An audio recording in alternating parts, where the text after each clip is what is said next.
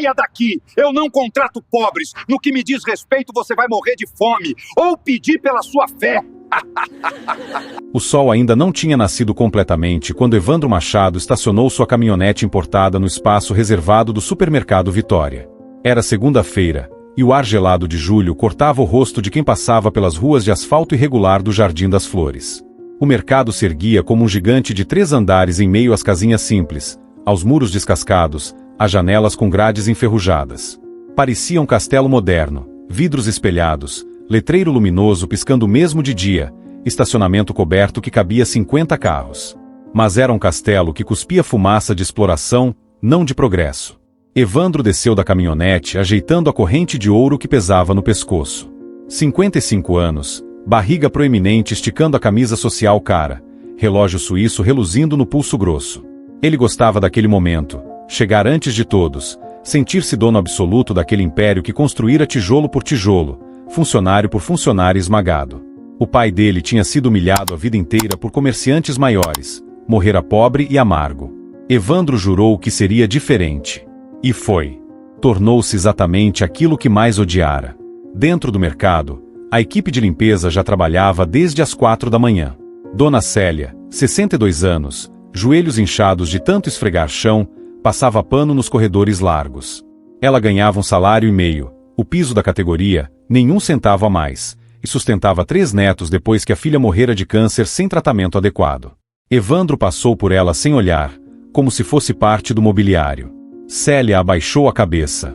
Sabia que qualquer palavra, qualquer olhar errado, qualquer segundo de descanso a mais podia custar o emprego.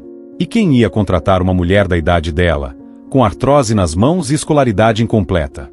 No segundo andar, Evandro entrou no escritório envidraçado que dava vista para todo o salão principal. Ligou os monitores das câmeras de segurança. 16 telas mostrando cada canto do mercado, cada corredor, cada caixa, cada banheiro. Ele gostava de vigiar. Cronometrava quanto tempo cada funcionário levava no banheiro. Multava quem demorasse mais de 5 minutos. Tempo é dinheiro, dizia sempre, e vocês estão aqui para trabalhar, não para passear.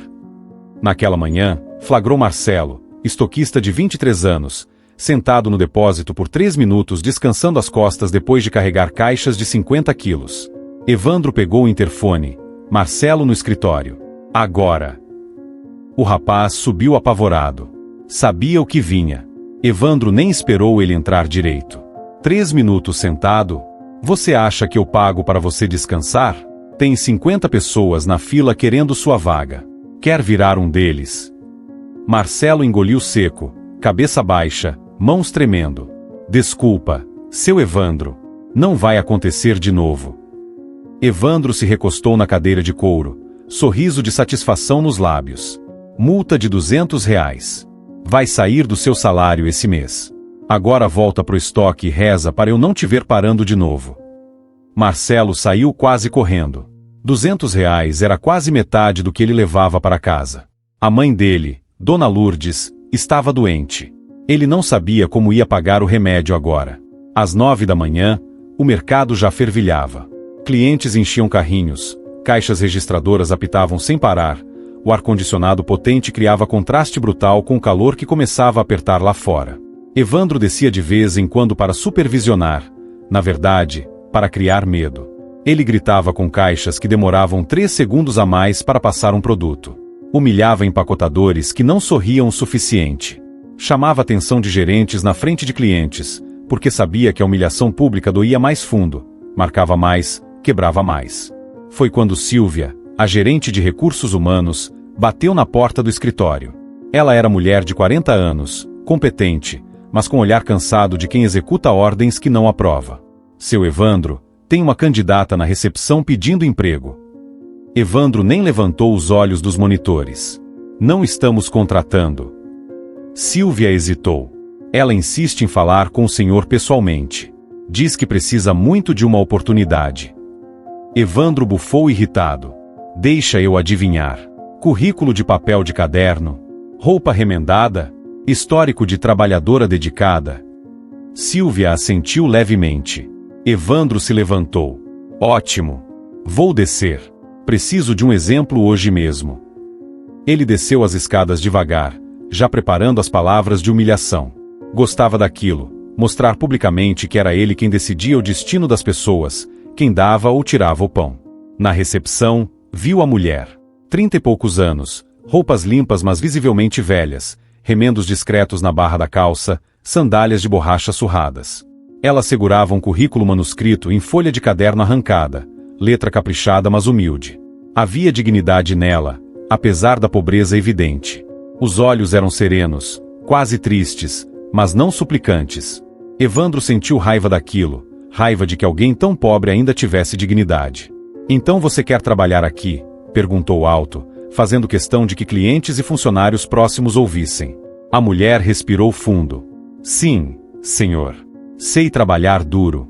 Sou honesta. Só preciso de uma chance." Evandro pegou o currículo com 2 dedos, como se fosse algo sujo, e fingiu ler. Então riu alto, uma risada cruel, calculada para ferir. "Com esse currículo ridículo, você acha mesmo que serve para trabalhar aqui?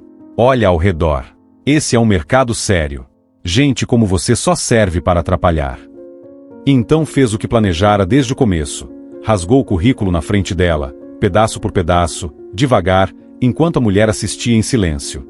Jogou os pedaços no chão aos pés dela. "Volta quando tiver qualificações de verdade. E da próxima vez, não perca meu tempo." A mulher não se moveu. Não chorou. Apenas olhou para os pedaços de papel no chão, depois para Evandro, e havia algo naquele olhar que ele não conseguiu decifrar. Não era ódio, não era medo, era outra coisa. Ela se abaixou lentamente, juntou os pedaços com cuidado, como se cada um fosse precioso, e saiu em silêncio. Alguns clientes filmaram a cena com celulares. Uns riram. Outros desviaram o olhar, desconfortáveis. Evandro voltou para o escritório sentindo-se poderoso. Mas algo ficou. Um incômodo pequenininho, como uma pedra no sapato que você sente mas não vê. Naquela noite, quando voltou para casa, mansão de 2 andares no bairro nobre da cidade, piscina aquecida, 3 carros na garagem, Evandro jantou sozinho. A esposa tinha viajado. A filha não atendia ligações dele fazia meses. Ele comeu em silêncio, diante da televisão barulhenta, e por um segundo, só um segundo, sentiu o peso da solidão. Mas afastou o pensamento. Fraqueza, pensou. Sentimentalismo não constrói impérios. Lá fora, a lua cheia iluminava o Jardim das Flores. E em uma casinha de 3 cômodos no fim da rua sem calçamento, Letícia chorava abraçada à mãe doente, segurando o terço que a avó lhe dera antes de morrer. Mas o que viria depois mudaria tudo. As semanas que se seguiram foram como um roteiro ensaiado de humilhação. Evandro não mudou depois daquele episódio. Pelo contrário, aquilo pareceu ter alimentado algo nele, como se precisasse constantemente provar a si mesmo que era poderoso, que controlava destinos, que ninguém podia tocá-lo. O supermercado Vitória não era apenas um lugar de trabalho. Era um teatro de crueldade onde o dono era diretor, ator principal e plateia ao mesmo tempo. Ele implementou o que chamou de sistema de avaliação pública.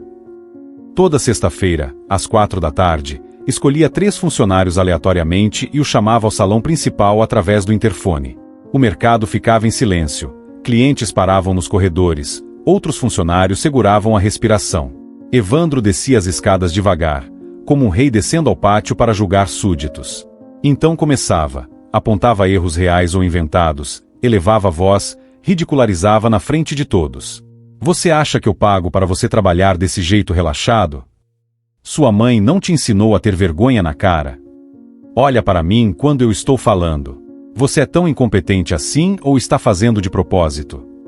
Joana, caixa de 19 anos, foi chamada numa dessas sextas.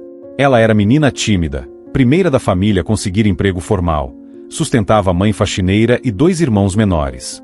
Evandro a acusou de ter sido grosseira com o cliente, mentira completa, ninguém reclamara. Mas ele gritou por 5 minutos, chamando-a de mal educada, despreparada, peso morto.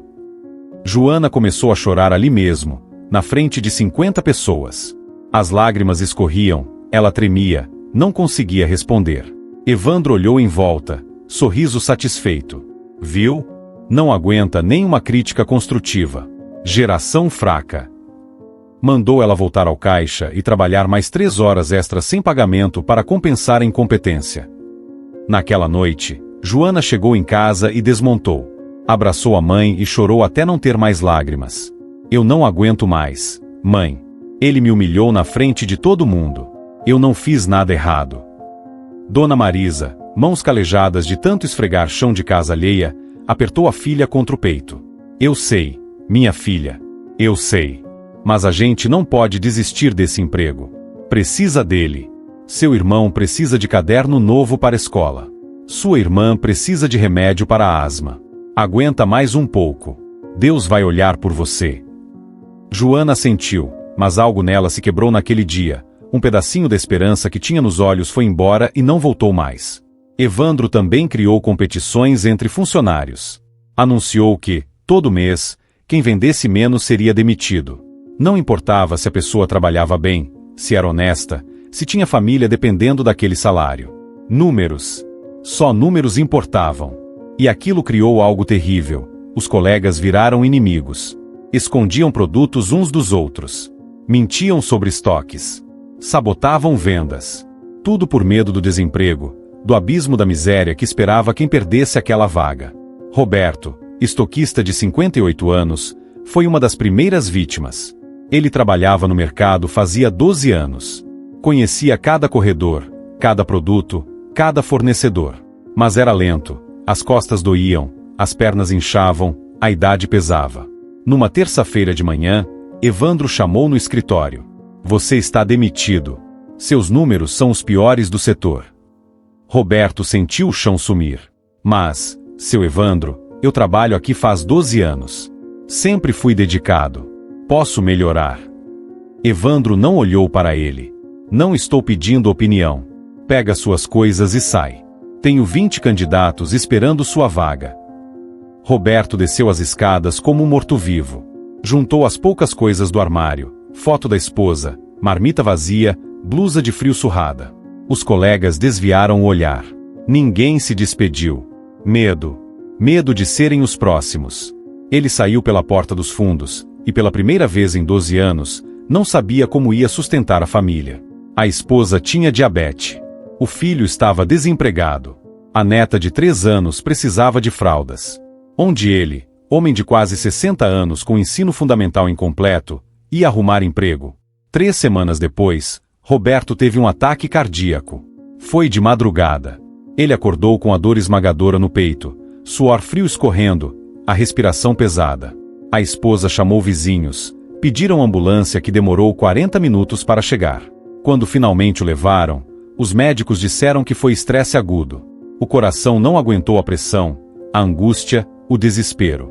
Roberto sobreviveu, mas ficou com sequelas. Não podia mais fazer esforço físico. E Evandro, quando soube, não mandou nenhuma mensagem. Problema dele, disse para Silvia. Eu não sou assistência social. Mas a crueldade não parava. Evandro começou a reter parte do salário sob pretextos inventados. Criou sistema de multas por improdutividade. Se alguém não batesse metas impossíveis, ele descontava 200, 300 reais. Criou taxas de uniforme que já tinham sido pagas. Descontava produtos vencidos que ele próprio deixava vencer por má gestão. No fim do mês, funcionários recebiam 50, 60% do que realmente ganhavam. E quando alguém reclamava, ele ameaçava demissão. Não gostou? A porta está aberta. Tem fila de gente querendo entrar. Letícia, a jovem que tinha pedido emprego semanas antes, conseguirá vaga em outro lugar, uma padaria pequena que pagava menos ainda, mas pelo menos o dono não humilhava ninguém. Ela trabalhava das 5 da manhã às 2 da tarde, depois corria para casa cuidar da mãe doente e do irmão de 9 anos. A mãe, Dona Aparecida, tinha problema no coração. Precisava de remédio controlado, exames regulares. Mas o SUS estava entupido. As consultas demoravam meses. E o remédio particular custava metade do salário de Letícia. Certa noite, depois que colocou o irmão para dormir e deu remédio para a mãe, Letícia saiu de casa e caminhou até a capela de Nossa Senhora Aparecida. Era construção humilde no fim do bairro, blocos pintados de azul desbotado, telhado de eternite, bancos de madeira com encosto torto. Mas era lugar sagrado. Lugar onde as pessoas do Jardim das Flores iam quando não tinham mais ninguém para quem recorrer. Letícia entrou, ajoelhou-se diante da imagem da padroeira, aquela mesma imagem escura pescada das águas, símbolo de esperança para os humildes, e começou a chorar.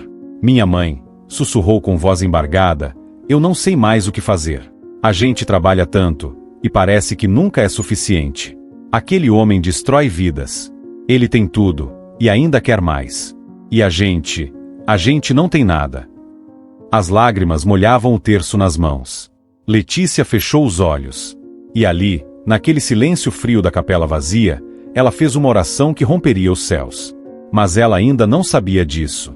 Lá no supermercado Vitória, Evandro trancou o escritório e foi para casa. Estava satisfeito. Os lucros tinham aumentado 30% no último trimestre. Ele era homem bem-sucedido, poderoso, respeitado. Ou pelo menos era isso que dizia para si mesmo enquanto dirigia sozinho para a mansão vazia, onde a solidão esperava como sombra que não se afasta.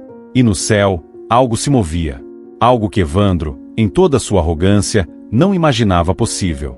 O inverno apertava no Jardim das Flores. Julho era mês de geada nas madrugadas, de vento cortante que entrava pelas frestas das janelas mal vedadas, de cobertores finos que não aqueciam direito. Nas casas simples do bairro, as pessoas acordavam cedo, 4, 5 da manhã, para pegar ônibus lotados rumo aos empregos que sugavam suas forças mas mal pagavam as contas. E no centro daquele ciclo de sobrevivência difícil estava o supermercado Vitória, como um moinho que moía gente e cuspia migalhas. Dona Célia, a faxineira de joelhos inchados, acordava às 3h30 toda madrugada.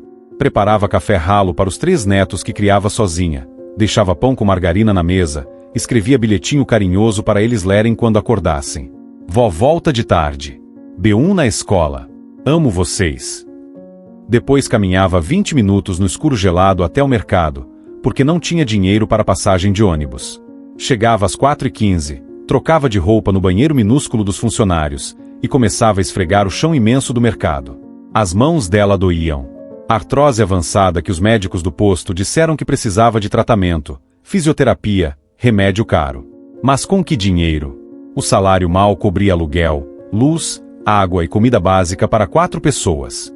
Dona Célia rezava enquanto passava o pano. Pai Nosso, Ave Maria, Pai Nosso, Ave Maria.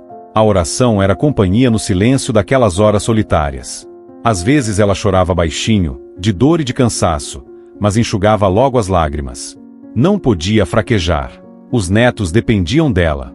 Marcelo, o estoquista que tinha sido multado por descansar 3 minutos, carregava peso nas costas e na alma. Ele trabalhava das 6 da manhã às 4 da tarde oficialmente, mas Evandro sempre arrumava emergências que obrigavam a ficar até às 7, 8 da noite. Horas extras. Nunca pagas. Você trabalha em equipe aqui. Não vai abandonar os colegas. Vai. Era chantagem emocional disfarçada de camaradagem. Marcelo não podia recusar. Precisava do emprego. A mãe dele, Dona Lourdes, estava com câncer. Fazia quimioterapia pelo SUS, mas os remédios para enjoo, para dor, para fortalecer a imunidade, esses eram particulares. Caríssimos. Depois daquela multa de R$ 200, Marcelo teve que escolher: comprava comida ou comprava o remédio. Escolheu o remédio. Durante uma semana, ele e a mãe comeram só arroz, feijão e ovo. Nada de carne, de fruta, de verdura. Dona Lourdes percebeu, mas não disse nada. Só apertou a mão do filho e sussurrou: Deus vai recompensar você, meu filho.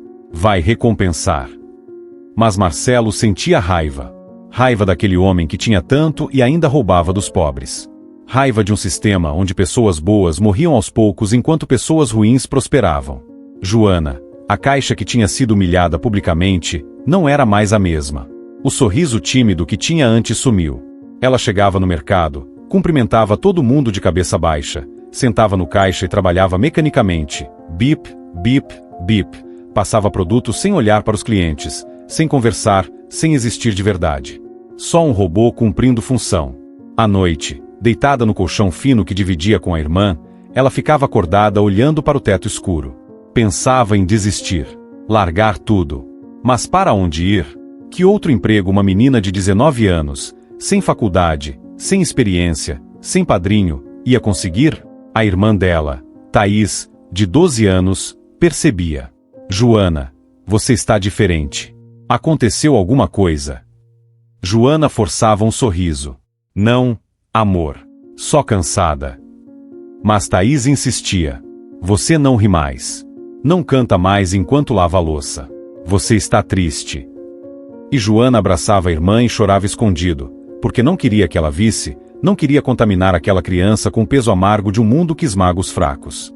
O bairro inteiro vivia sob a sombra daquele mercado. Evandro não controlava só empregos, controlava o próprio tecido social do Jardim das Flores. Ele tinha criado um sistema de crédito próprio, o cartão Vitória. Funcionava assim: clientes pegavam produtos e pagavam parcelado com juros de 40%, 50% ao mês. Juros abusivos, ilegais, mas ninguém denunciava porque não tinha escolha. Era comprar no Vitória parcelado ou não comprar em nada. Famílias inteiras entraram em espirais de dívida. Compravam arroz, feijão, óleo, fraldas no cartão. Pagavam a primeira parcela, mas na segunda já não conseguiam. Então Evandro oferecia generosamente refinanciamento, que na verdade dobrava a dívida. As pessoas ficavam presas. Deviam 5 mil, 6 mil reais por compras que valiam 2 mil. E Evandro cobrava. Ligava nos finais de semana. Mandava cobradores na porta das casas. Ameaçava negativar o nome, acionar justiça, tomar bens. Gente perdeu fogão, geladeira, televisão por dívida de mercado. Seu Antônio, aposentado de 70 anos, devia 3 mil reais no cartão Vitória. A esposa tinha comprado remédios e fraldas geriátricas quando ele ficou doente. Evandro mandou o oficial de justiça penhorar a televisão velha e o ventilador, as únicas coisas de valor que o casal tinha. Seu Antônio sentou na calçada e chorou quando levaram embora. 70 anos de vida honesta, trabalhando desde os 10 como engraxate, pedreiro, vigia, e no fim foi humilhado por dívida de fraldas. Pequenos comerciantes também sofriam. Dona Regina tinha uma mercearia na rua de trás do mercado. Estabelecimento modesto, balcão de madeira, prateleiras de produtos básicos. Ela atendia os vizinhos com carinho, vendia fiado para quem não tinha dinheiro no fim do mês, nunca cobrava juros. Mas Evandro viu aquilo como concorrência. Começou a boicotar. Pressionou fornecedores. Ou vocês param de vender para aquela mercearia ou eu cancelo meu contrato com vocês. Os fornecedores, dependentes do volume grande que o Vitória comprava, pararam de abastecer Dona Regina. Ela tentou comprar de outros. Mas Evandro tinha influência em toda a região. Em 3 meses, a mercearia faliu. Dona Regina fechou as portas chorando.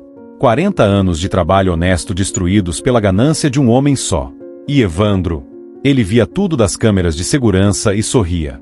Poder, controle, domínio. Aquilo o alimentava como droga. Ele não precisava daquele dinheiro. Já era milionário. Tinha investimentos, propriedades, carros importados. Mas não conseguia parar. Era vício. Vício de oprimir, de dominar, de provar constantemente que era superior. Cada lágrima que provocava era troféu silencioso em sua coleção de crueldades. Certa tarde, ele estava no escritório contando dinheiro do cofre, pilhas de notas de 50 e 100 reais, produto de explorações e roubos disfarçados de negócio. Silvia, a gerente de RH, entrou com cara preocupada. Seu Evandro recebia uma denúncia anônima no Ministério do Trabalho.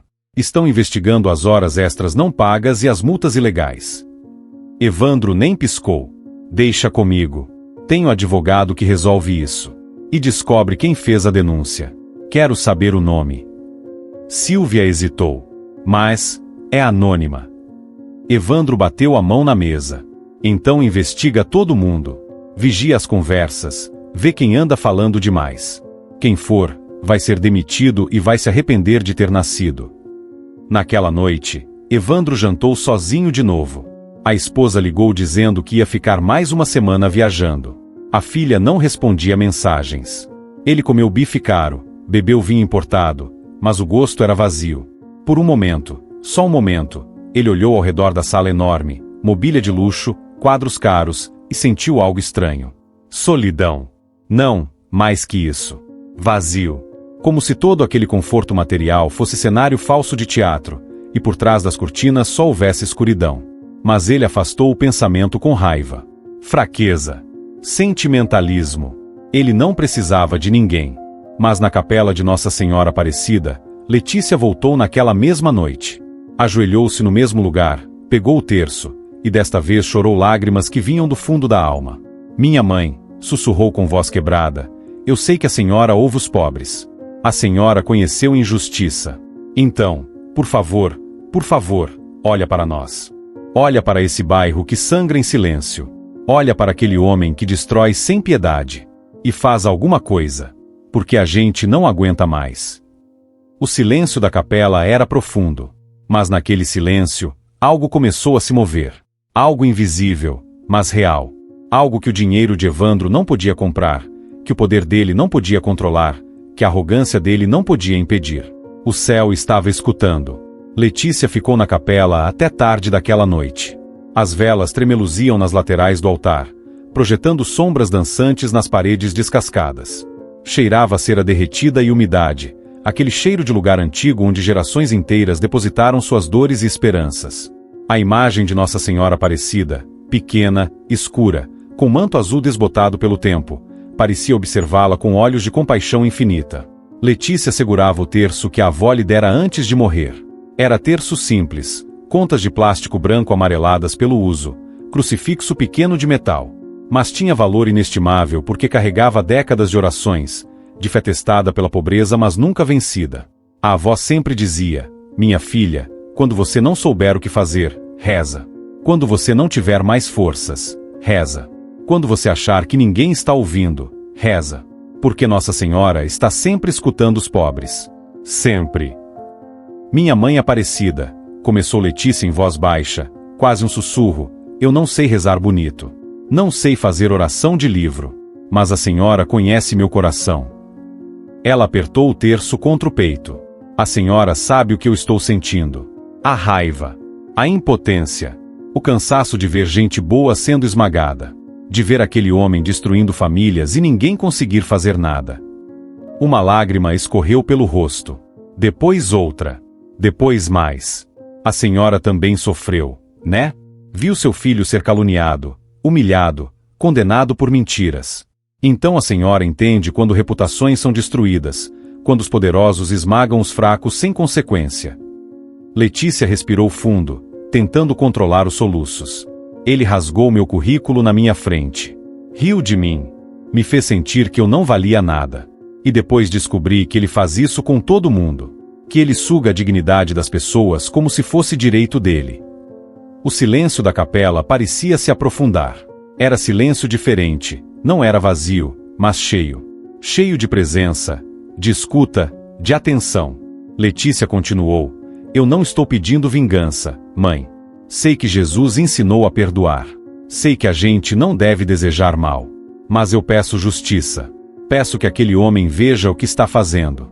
Que o coração dele seja tocado antes que mais gente seja destruída. Ela começou a rezar o rosário.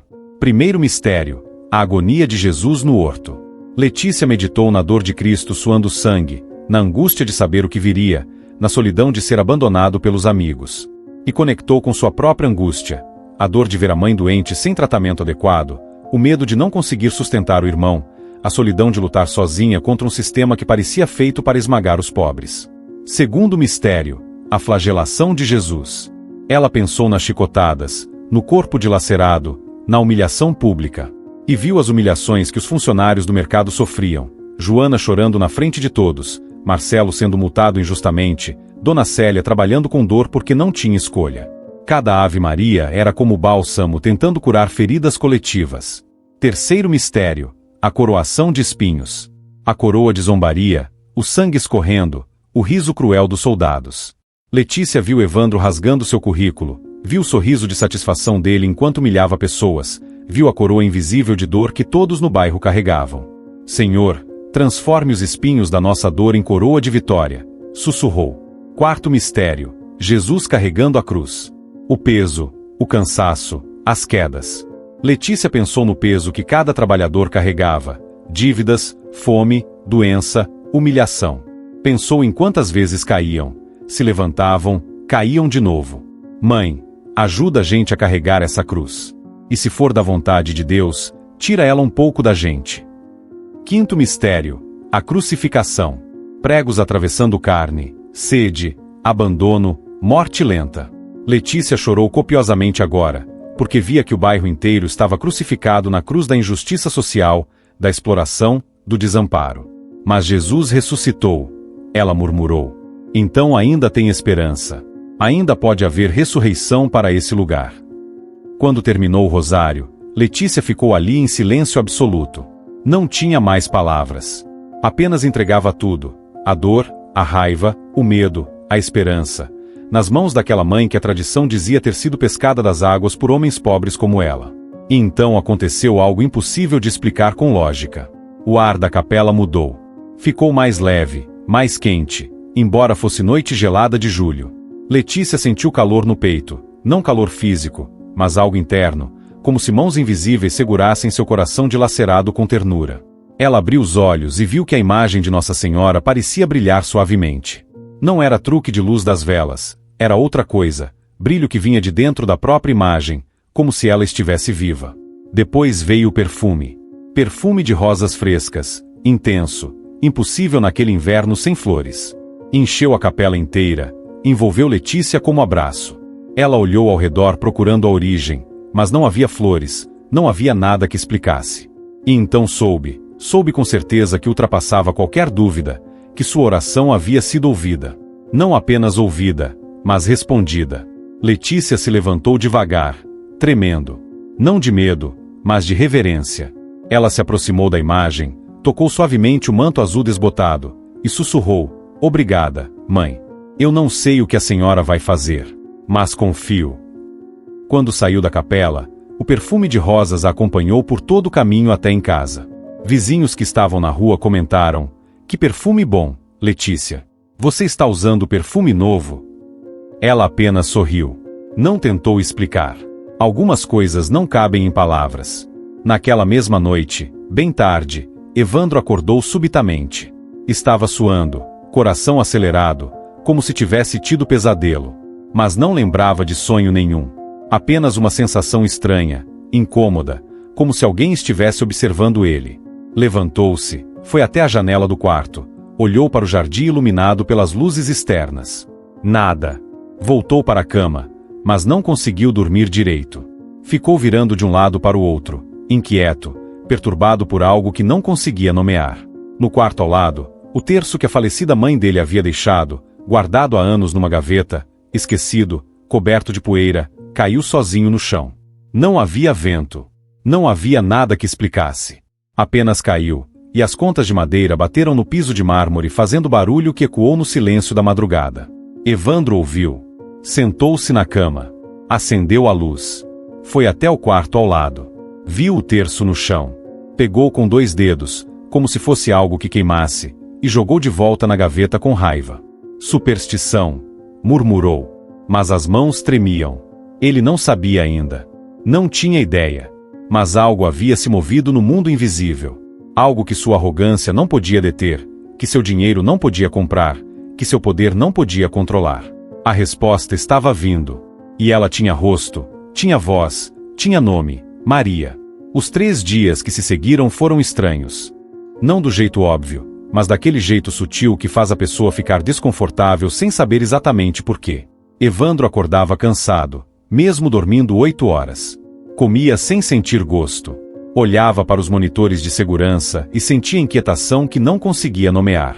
Era como se algo estivesse desalinhado no universo dele, como se uma nota errada tocasse constantemente ao fundo e ele não conseguisse identificar de onde vinha. No mercado, pequenos acontecimentos inexplicáveis começaram. Na terça-feira, todas as câmeras de segurança do 2º andar pifaram ao mesmo tempo. Os técnicos vieram, desmontaram, remontaram, mas não acharam problema nenhum. "Isso não faz sentido", disse o eletricista coçando a cabeça. "É como se alguém tivesse desligado tudo de dentro do sistema, mas não tem registro de acesso." Evandro ficou furioso, mas principalmente incomodado. Aquelas câmeras eram seus olhos, seu controle. Sem elas, sentia-se nu. Na quarta-feira, o ar-condicionado do escritório parou de funcionar. Só do escritório dele. O resto do mercado continuava gelado normalmente. Evandro suou a manhã inteira, desconfortável, irritado. Chamou manutenção 3 vezes. Ninguém encontrou defeito. O aparelho está funcionando perfeitamente, seu Evandro. Não entendemos por que não gela. À tarde, voltou sozinho. Sem explicação. Apenas voltou. Na quinta-feira, algo mais perturbador. Evandro estava sozinho no escritório conferindo planilhas quando ouviu voz de mulher cantando baixinho. Ele congelou. Era canto suave, melodia que ele conhecia de algum lugar mas não lembrava onde. Levantou-se devagar, olhou para o corredor. Vazio. Desceu as escadas achando que era alguma funcionária. Mas quando chegou no salão principal, ninguém estava cantando. Todo mundo trabalhava em silêncio. Ele voltou para o escritório perturbado. Estou ouvindo coisas agora, murmurou para si mesmo. Preciso de férias. Mas no fundo, ele sabia que não era cansaço. Era outra coisa. Algo no ar havia mudado. O mercado, aquele espaço que sempre fora território dele, reino sob seu controle absoluto, parecia estar sendo invadido por presença invisível que ele não entendia. Os funcionários também sentiram. Dona Célia, esfregando o chão na quinta-feira de manhã, parou e olhou ao redor. O mercado estava vazio ainda, não tinha aberto. Mas ela jurou ter sentido que alguém estava ali. Não no sentido de ladrão ou intruso, mas presença boa, reconfortante. Como quando você é criança e acorda de noite com medo, mas aí sente que a mãe está no quarto e fica tranquilo. Ela fez o sinal da cruz e continuou trabalhando, mas agora cantarolava baixinho uma Ave Maria. Marcelo, carregando caixas no depósito, sentiu o mesmo. Estava sozinho, era cedo ainda, e de repente teve a sensação de que mãos invisíveis estavam ajudando ele a levantar o peso. A caixa ficou mais leve. Ele parou confuso, olhou ao redor. Nada. Balançou a cabeça. Eu estou ficando louco, pensou. Mas no fundo do peito, sentiu conforto pequeno, como brasa quente num dia frio. Joana, abrindo caixa às 8 da manhã, viu algo pelo canto do olho. Vulto de mulher passando no corredor. Ela virou rápido, mas não tinha ninguém. O mercado tinha acabado de abrir, não tinha cliente ainda. Oi? Chamou. Silêncio. Joana sentiu calafrio, mas não de medo. Era diferente. Era como se alguém tivesse passado perto dela e deixado rastro de paz, de esperança.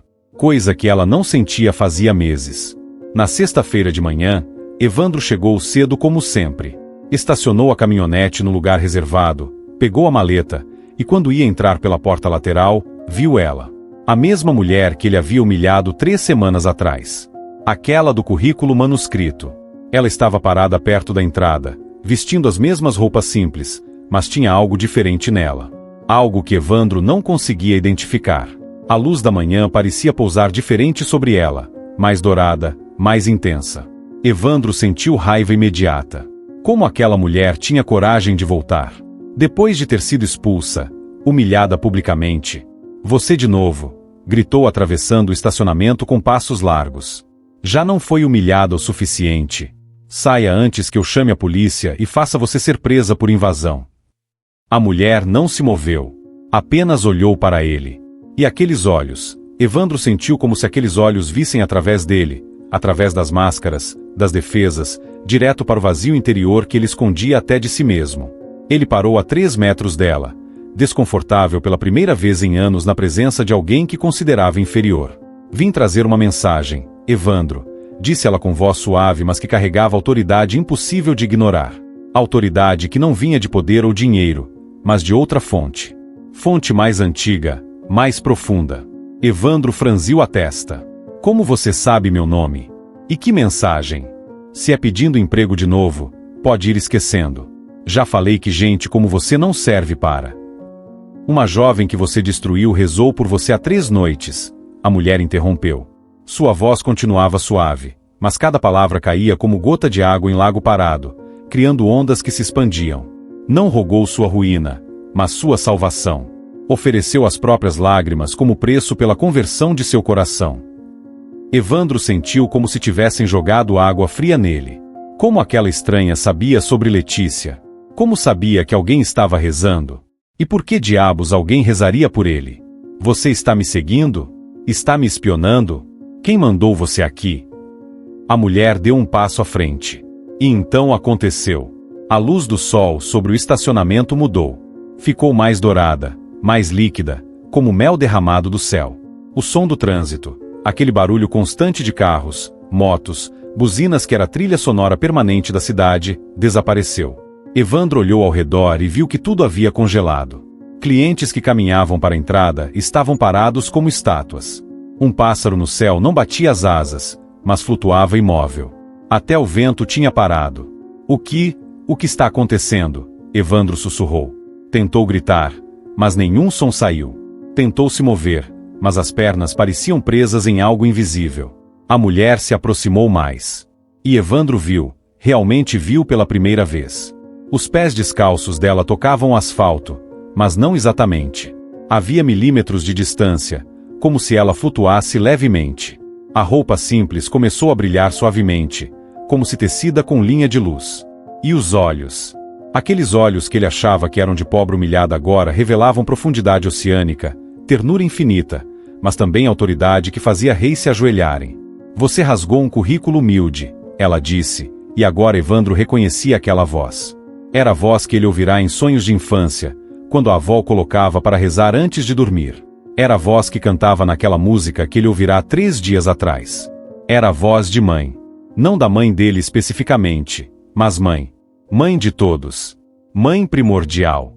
Mas era mais que papel, era a dignidade de uma alma que buscava trabalho honesto. Evandro queria correr, mas não conseguia. Queria gritar, mas estava mudo. Só conseguia ouvir. Você transformou o trabalho em escravidão. Humilhou os fracos para se sentir forte. E quando alguém pediu justiça, você respondeu com mais crueldade. A mulher, porque agora ele sabia com certeza absoluta quem era, e o terror e a reverência lutavam dentro dele, colocou a mão sobre o peito dele. O toque era leve, mas Evandro sentiu como se seu coração literalmente parasse. Um segundo de morte, de vazio, de abismo. E então voltou a bater, mas diferente. Doendo. Cada batida doía como se acordasse algo que estivera morto por décadas. Venha ver, disse Maria, porque era ela, impossível mas real, paradoxal mas indubitável, o que seus olhos cegos pela ganância se recusam a enxergar. O estacionamento explodiu em luz. Evandro não sabia se estava sonhando, se tinha desmaiado, se havia enlouquecido. Tudo o que sabia era que o mundo sólido, o asfalto, os carros, o mercado, a realidade, tinha se dissolvido em luz branca pura. Não luz que ofuscava, mas luz que revelava. Luz que entrava pelos olhos e invadia a alma, varrendo sombras que ele cultivara por décadas. Quando a luz diminuiu levemente, ele não estava mais no estacionamento. Estava em lugar que não era lugar, espaço sem paredes mas com presença, silêncio absoluto mas preenchido de som que vinha de dentro. E ela estava diante dele. Maria. Mas agora não disfarçada em roupa simples de pedinte. Agora em glória que ele não tinha palavras para descrever. Ela usava manto azul que brilhava como se tecido com fragmentos de céu. Vestido branco que emanava luz própria. Coroa de 12 estrelas. Não coroa física, mas estrelas que giravam suavemente sobre a cabeça dela, como se o universo prestasse homenagem. O rosto era de beleza que transcendia conceitos humanos de beleza. Não era apenas bonita. Era bela do jeito que a verdade é bela, do jeito que a justiça é bela, do jeito que o amor é belo. Bela de fazer doer olhar, não por ferir os olhos, mas por ferir a alma que se dava conta de quão longe estava daquele padrão. Mas o que mais impactava eram os olhos. Olhos de mãe que já chorou todos os choros possíveis. Que já viu o filho morrer. Que já segurou em colo gente despedaçada pela vida. Olhos que conheciam dor mas não eram amargos. Que conheciam injustiça mas não buscavam vingança. Que conheciam maldade mas ainda acreditavam em redenção. Evandro Machado. Ela disse, e ele sentiu o próprio nome soar diferente naquela boca. Como se ela não estivesse apenas dizendo seu nome, mas chamando de volta partes dele que se perderam pelo caminho. Filho de Maria Machado. Neto de José Pereira. Bisneto de escravos libertos que trabalharam a vida inteira em plantações que não eram deles. Evandro cambaleou. Como ela sabia? Ninguém sabia da origem da família. Ele escondera isso, tinha vergonha, inventar histórias de ancestrais bem-sucedidos. Você esqueceu de onde veio. Maria continuou com voz que era terna mas firme. Mãe corrigindo o filho amado. Esqueceu que seu bisavô morreu de tanto trabalhar na terra de outro. Que sua bisavó criou 7 filhos comendo o resto que os patrões jogavam fora. Você carrega sangue de explorados. Mas virou explorador.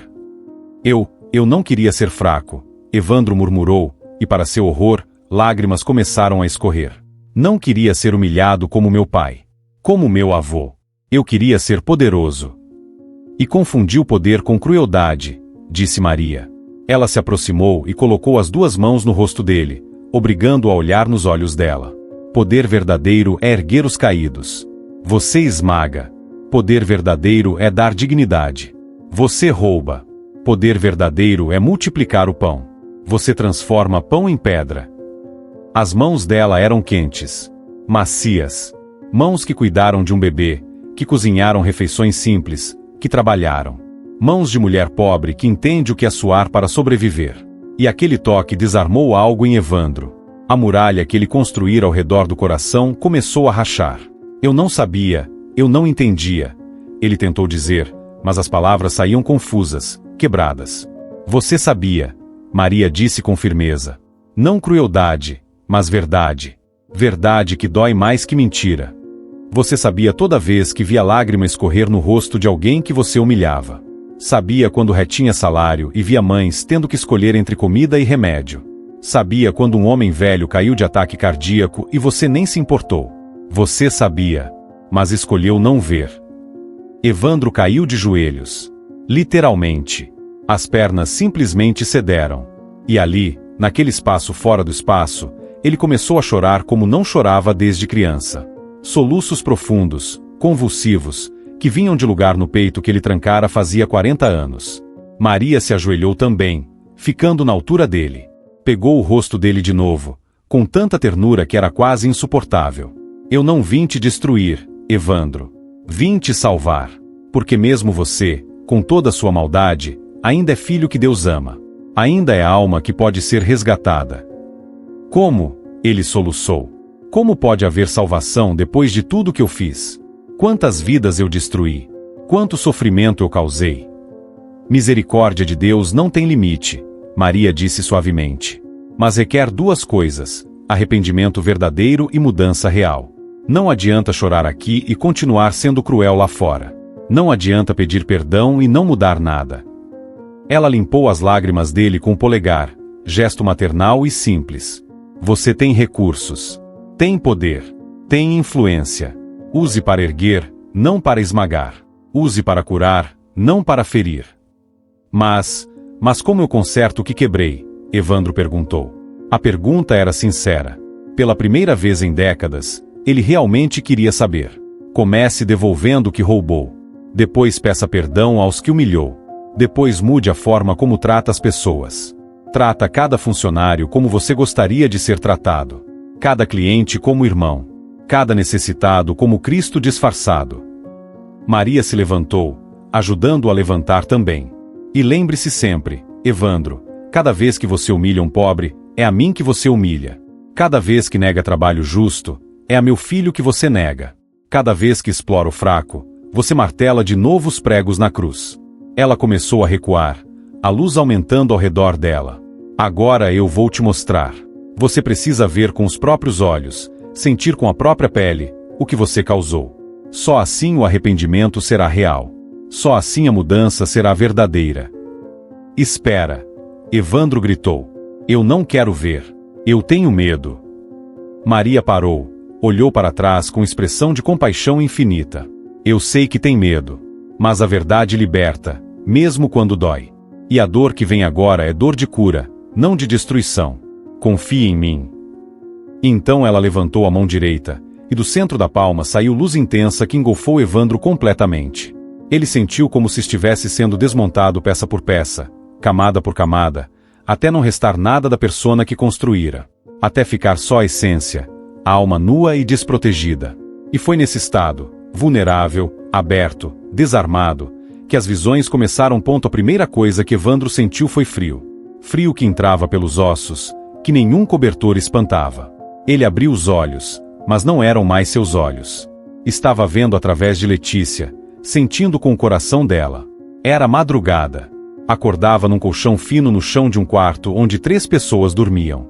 Cheirava a remédio e mofo. A janela estava vedada com papelão. Letícia se levantou tremendo, vestiu roupa úmida do varal. Na cozinha, fez café ralo, 3 colheres para 1 litro, porque tinha que durar. Pão amanhecido com margarina fina. Evandro sentiu a fome crônica, companheira constante que mora no estômago e não sai. No quarto, Dona Aparecida dormia magra demais, respiração difícil. Problema no coração que precisava de cirurgia. Fila do SUS com 2 anos de espera. Particular custava R$80 mil, impossível como a lua. Letícia pegou o remédio. Faltavam 3 comprimidos. Acabaria amanhã. Sem dinheiro para comprar mais. Evandro sentiu o desespero visceral. O aperto no peito de ver alguém que você ama definhar sem poder salvar. A impotência de trabalhar todo dia e não ser suficiente. A cena mudou. O dia em que Letícia conseguirá emprego no Vitória. Evandro sentiu a alegria imensa. Salvação. Remédio para a mãe, comida melhor, sapato novo para o irmão. Ela chegou em casa correndo, abraçou a mãe chorando. Consegui, mãe. Vamos ficar bem. Depois veio o trabalho. A dedicação dela. Chegava 15 minutos antes, trabalhava com capricho, sorria exausta para clientes. Amava aquele emprego porque representava dignidade, futuro. Então veio a demissão. Evandro viveu do outro lado. A humilhação pública. As acusações falsas. A vergonha de ser filmada, de ver colegas desviarem o olhar. A caminhada para casa com pernas bambas, mundo desmoronando. As semanas seguintes, bater de porta em porta ouvindo não por causa das mentiras. A mãe piorando sem remédio. O irmão com fome. Conta de luz atrasando. Senhorio ameaçando despejo. A esperança minguando. Evandro soluçava. Para. Por favor. Mas não parou. Agora era Joana. Ele viveu a humilhação diante de 50 pessoas. Sentiu a vergonha queimar mais forte que fogo. Viveu as noites dela sem dormir, pensando em suicídio, planejando a corda. Só não ia embora pensando na irmã. Quem vai cuidar da Thaís? Depois Marcelo carregando caixas enquanto as costas gritavam de dor. A angústia de ver a mãe na quimioterapia sem dinheiro para remédio. A escolha impossível entre comida e medicamento. Dona Célia. Os joelhos latejando sem parar. Madrugadas no escuro gelado. Corpo pedindo descanso que não podia dar. A humilhação de ser invisível, de não ganhar suficiente para a dignidade. Roberto. O ataque cardíaco, dor esmagadora no peito, medo da morte. Depois o desemprego, poupança acabando, casa perdida, família se desfazendo. Passando fome, pedindo esmola após 70 anos de trabalho honesto. 3 mães solteiras olhando para filhos com fome sem ter o que dar. Dizendo amanhã come melhor sabendo que era mentira. Então veio o próprio passado de Evandro. Menino de 8 anos vendo o pai ser humilhado. Seu Francisco abaixou a cabeça, depois chorou escondido. O menino jurando, nunca vou ser humilhado. Vou ser poderoso. Vou ser temido. E assistiu como a vítima se tornou algoz. Como cada escolha o afastou da luz. A última visão. Evandro idoso, 78 anos, morrendo sozinho num hospital caro. A filha recusando visita. Ele morreu para mim faz tempo. Funcionários celebrando discretamente. Morte solitária. Corpo no necrotério esperando o funeral que ninguém viria. Depois o julgamento. A alma na balança. Do outro lado, montanhas de lágrimas que causará. A balança pendia devastadoramente contra ele. Sob ela, abismo, separação eterna do amor de Deus. Solidão absoluta. Consciência eterna do mal causado sem possibilidade de reparação. Evandro gritou. Não! Eu não quero! A luz voltou. Maria estava ali chorando também. Você viu o que suas mãos construíram. O futuro que te espera se não mudar. Evandro desabou. Meu Deus! O que eu fiz? Quantas vidas destruí? Maria se ajoelhou ao lado, mão nas costas dele. Mas você ainda está vivo. Ainda tem tempo. Como? Como conserto algo tão quebrado? Um passo de cada vez. Devolve o que roubou. Pede perdão. Muda como trata as pessoas. Pegou um pedaço do currículo rasgado. Reconstrói o que destruiu. Começa aqui. A luz pulsou. Espera. Tenho medo de falhar. Maria sorriu com tristeza e esperança. Eu estarei vigiando. Lembra, cada vez que ergue um caído, é a mim que ergue. Cada vez que trata alguém com dignidade, reconstrói sua própria alma. Começou a desvanecer. Eu acredito em você, Evandro. Mesmo você não acreditando ainda. A luz explodiu em branco. E se essa história está tocando seu coração, talvez seja o momento de escrever amém. Porque às vezes um simples amém é o começo de uma cura que você nem imaginava. Evandro voltou à realidade de joelhos no asfalto. O sol brilhava forte, devia ser meio-dia. Suas mãos tremiam violentamente, suor misturado com lágrimas. A garganta doía. Só lembrava das imagens, da dor de viver através de cada pessoa que destruíra. Algumas pessoas observavam preocupadas. Senhor, quero uma ambulância. Evandro balançou a cabeça, apoiou-se num carro. Viu aos pés os pedaços do currículo. Impossível ainda estarem ali, mas estavam. Pegou-os com mãos trêmulas, apertou contra o peito. Perdão, perdão. Sílvia correu do mercado. Seu Evandro, o que aconteceu? Ele olhou para ela com olhos quebrados, vulneráveis. Sílvia, encontra a Letícia. Aquela moça que eu humilhei. Preciso pedir perdão. Por favor. É questão de vida ou morte. Eu vou tentar. Não. E reúne todos os funcionários. Agora. Fecha o mercado se precisar. 20 minutos depois, 120 funcionários estavam no salão. Clientes fora, portas trancadas. Todo mundo nervoso. Evandro desceu tremendo, parou no centro, olhou cada rosto. Dona Célia com mãos inchadas. Marcelo curvado.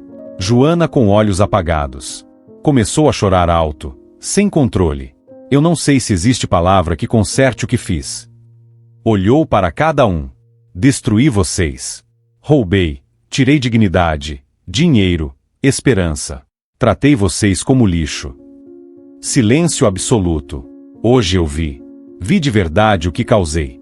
Não tenho desculpa. Só pedido de perdão. Olhou para Joana. Te humilhei, inventei mentiras, quebrei você. Sinto muito. Para Marcelo. Roubei seu salário e sua mãe precisou escolher entre comida e remédio. Me perdoa. Para Dona Célia. A senhora trabalha desde as 4 da manhã com joelhos doendo. Eu nunca te vi como pessoa. Me perdoa. Caiu de joelhos. Não mereço perdão. Sei disso. Mas prometo mudança. Vou devolver tudo, aumentar salários, pagar horas extras, acabar com humilhações. Vou tentar ser humano de novo. Dona Célia falou quebrado. Por que devíamos acreditar? Não deviam. Só posso prover com ações, não palavras. Se eu falhar, podem me cobrar. Marcelo deu um passo. Minha mãe quase morreu por sua causa. Não conserta. Só a tentativa de reparação. Sua mãe terá tratamento particular. Tudo pago. Seu salário triplicado. Como dívida que tenho com você. Joana tremeu. O que quer em troca? Nada. Só quero tentar salvar minha alma. Porque vi onde ela está indo. É lugar escuro demais. Levantou-se segurando os pedaços do currículo. Alguém sabe onde Letícia mora? Preciso começar por ela. Casa amarela com portão quebrado, 3 ruas daqui. Obrigado. E todos vocês terão salários completos sem descontos. Vou depositar tudo que retive em 6 meses. Com juros. É o mínimo. Saiu cambaleante. Guerra contra si mesmo que quase perdeu. No céu, invisível mas presente, Maria observava. E sorria através de lágrimas. Porque a misericórdia triunfa quando encontra coração disposto a mudar. Evandro caminhou pelas ruas do Jardim das Flores como se as visse pela primeira vez. As casas pequenas com pintura descascada, os muros rachados, as crianças brincando descalças, tudo que antes era apenas cenário agora ganhava significado. 3 ruas depois, encontrou a casa amarela desbotada, portão enferrujado, janelas remendadas com fita. Bateu tremendo. Letícia abriu a porta. Quando viu quem era, o rosto fechou. O que o senhor quer aqui? Evandro não conseguiu falar de imediato. Apenas estendeu as mãos com os pedaços do currículo. Me perdoa. Saiu como sussurro quebrado. Por favor. Letícia desceu os degraus devagar. Por quê? O que mudou? Eu vi. Ela me mostrou. Vivi através de você, senti sua dor. Ele sabia que soava louco. Sua oração há 3 noites. Na capela. Nossa Senhora ouviu e veio me salvar de mim mesmo. Letícia sentiu calafrio. Como ele sabia da oração que ninguém testemunhara? Como o Senhor sabe disso? Ela me contou. Disse que você rezou por mim, ofereceu suas lágrimas pela conversão do meu coração. Ele caiu de joelhos na calçada. E eu não entendo como você, depois de tudo, rezou por mim. Porque é isso que Jesus ensinou, Letícia disse, voz embargada. Que a gente reza pelos inimigos, pede conversão, não vingança. Dona Aparecida apareceu na porta, fraca mas atenta. Evandro se levantou. Sua mãe precisa de cirurgia? Eu pago. Hospital particular. Tudo. Não como favor, como dívida. Tirou um cartão. Meu advogado vai providenciar. Letícia pegou o cartão tremendo. E tem mais, Evandro continuou. Quero te oferecer emprego como gerente. Supervisionar tratamento dos funcionários. Salário triplo. Aceito, Letícia disse firme. Mas se o senhor voltar a ser como era, eu denuncio. Para jornais, Ministério do Trabalho, onde precisar. Você deve fazer isso. Preciso de alguém que me mantenha no caminho certo. Naquele momento, perfume intenso de rosas preencheu o ar. Os três sentiram, olharam ao redor procurando a origem. Não havia flores, apenas o perfume impossível. Dona Aparecida fez o sinal da cruz. Nossa Senhora. Os meses seguintes foram de transformação profunda. Evandro contratou auditores para calcular quanto retivera injustamente, R$300 mil em 5 anos. Depositou tudo de volta com juros. Dona Célia recebeu 8 mil e fez cirurgia de joelho. Marcelo pagou o tratamento da mãe. Joana matriculou a irmã em escola melhor. Roberto recebeu indenização e pensão vitalícia. Evandro mudou a estrutura do mercado, aumentou salário 60%, criou participação nos lucros, construiu creche, contratou psicóloga. Acabou com humilhações, metas impossíveis, vigilância obsessiva. E algo milagroso aconteceu. A produtividade aumentou. Funcionários motivados trabalhavam melhor. As vendas cresceram. Procurou os que destruíra. Dona Regina recebeu financiamento para reabrir a mercearia. Seu Antônio teve bens devolvidos mais indenização. Mas nem todos perdoaram. Um ex-funcionário cuspia quando via Evandro. Você não devolve o tempo perdido, minha família destruída. Evandro apenas aceitava. Você tem razão. Sinto muito. Letícia vigiava de perto. Quando Evandro ficava impaciente, quando o velho temperamento ameaçava voltar, ela o puxava de lado. Lembra do que você viu? E ele respirava fundo, escolhia ser diferente. 3 meses depois, sozinho no escritório, Evandro olhou pela janela. Dona Célia cantarolava sem dor. Marcelo ria com colegas. Joana conversava animada com clientes. Ele sentiu algo que não sentia há décadas. Paz. Tocou o currículo reconstituído na moldura, os pedaços unidos sem cola, restaurados por Maria. Obrigado. Sussurrou. Do outro lado da janela, invisível mas presente, Maria observava e sorria. 1 ano depois, o supermercado Vitória era irreconhecível. Onde antes havia medo, agora havia respeito. Onde havia exploração, parceria. Onde havia lágrimas, dignidade. Evandro trabalhava junto com todos, de uniforme igual, ajudando no estoque, conversando, ouvindo. Ofereceu bolsas de estudo para Marcelo e Joana. Garantiu creche e cesta reforçada para Dona Célia quando ela adotou mais uma neta. Sua filha, que não falava com ele há 3 anos, ligou. Pai, é verdade que você mudou?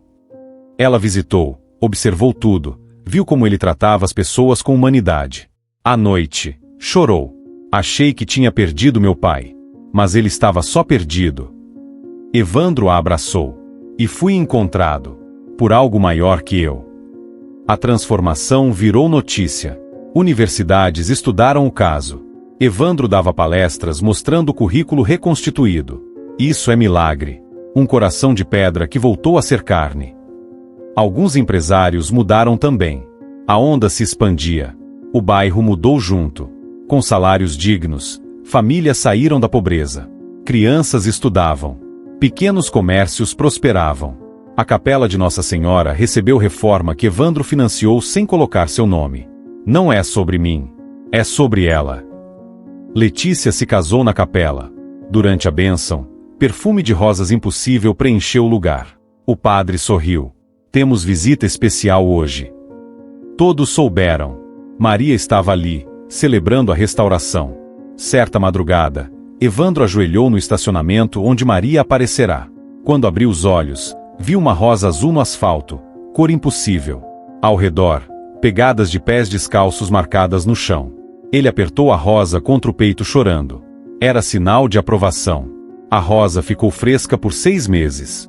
Impossível, mas real. Lembrança constante de que o impossível acontece quando a misericórdia age. Anos depois, aos 60, Evandro olhou a festa no mercado. Viu funcionários que eram família. A filha grávida, Letícia, Dona Célia, Marcelo, Joana. Entendeu finalmente o que é sucesso real. Não conta bancária ou poder, mas amor. Naquela noite, sozinho sob as estrelas, sussurrou: obrigado por não desistir de mim. Por provar que coração de pedra pode voltar a ser carne. O vento trouxe perfume de rosas. Evandro soube que ela tinha ouvido. Que sempre ouviria. Que a mãe nunca desiste. Compartilhe essa mensagem com alguém que precisa acreditar que mudança é possível. 5 anos depois, um jornalista visitou o Jardim das Flores. Perguntou a Evandro: o senhor realmente acredita que viu a Virgem Maria? Evandro sorriu. Estava morto e voltei a viver. Estava cego e voltei a ver. Chame do que quiser. Eu chamo de milagre. E se eu não acredito em milagres? Então olhe ao redor. Essas pessoas são um milagre. Cada família que saiu da miséria. Cada criança que estuda. Se isso não é milagre, não sei o que é. A reportagem viralizou. Alguns zombaram. Outros mudaram. Empresários que exploravam funcionários pararam e pensaram. Uns poucos escolheram diferente. Letícia dava palestras contando a história da oração. Pedi salvação dele, não vingança. E Nossa Senhora respondeu de forma que nunca imaginaria. Sempre perguntavam se realmente foi aparição. Acredito no perfume de rosas. Na transformação impossível. E acredito que quando os pobres clamam, Nossa Senhora ouve. Sempre. Dona Célia faleceu aos 77 anos em paz. Deixou carta para Evandro. Obrigada por me deixar ver milagre. Perdoei você completamente. Agora continue ajudando os que sofrem. A missão não termina. Evandro guardou a carta como relíquia. Marcelo assumiu o mercado anos depois. Trata as pessoas como gostaria de ser tratado. Evandro disse passando as chaves. Cada funcionário é Cristo disfarçado. O legado permaneceu. A capela virou ponto de peregrinação. O padre contava. Aqui uma jovem pobre rezou por seu opressor. E Nossa Senhora respondeu.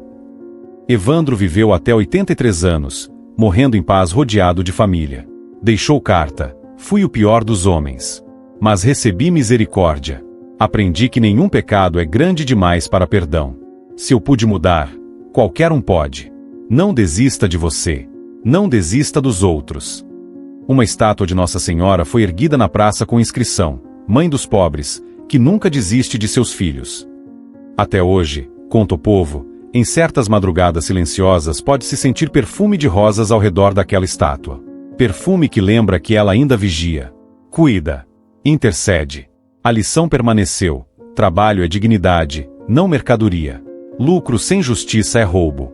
E Nossa Senhora transforma corações de pedra em carne, prova que nenhuma maldade é mais forte que o amor. Quando perguntam como perdoaram tamanha crueldade, a resposta é sempre: perdoar é fácil quando você vê o milagre. Ver algoz virar protetor. Ver explorador virar libertador. Nossa Senhora salvou aquele homem da escravidão da própria maldade. E quando ele foi libertado, todos nós fomos libertados junto. Amém.